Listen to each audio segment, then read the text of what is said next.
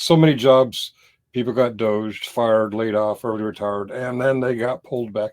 Let's see where we're at now with all this time, effort, and money spent on firing and sometimes rehiring people.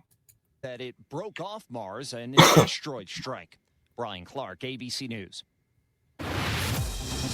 Now to the top stories we're working on at WTOP. A new report finds just a slight dip in the federal workforce, but Trump administration efforts to shrink the government may not be visible for a few more months. And in newly unsealed court documents, D.C. police testified I got to hear more about this. about surveillance. One eternity later.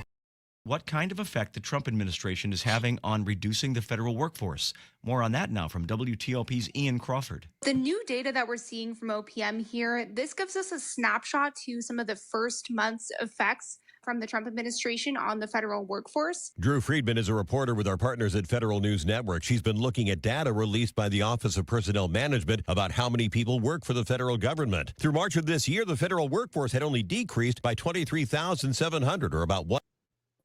Decreased through March, January through March, 23,000.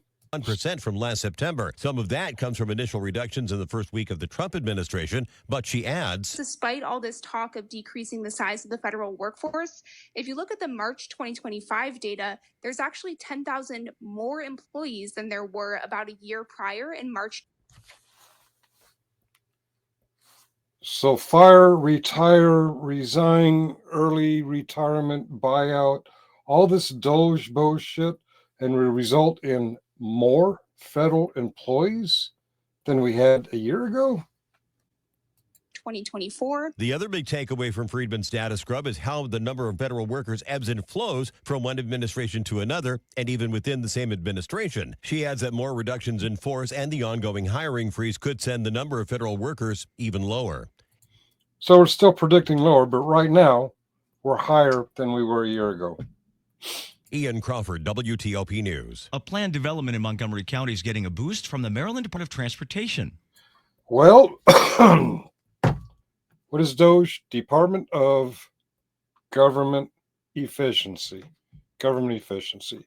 The plan was to make a smaller payroll workforce, and we have a bigger payroll workforce.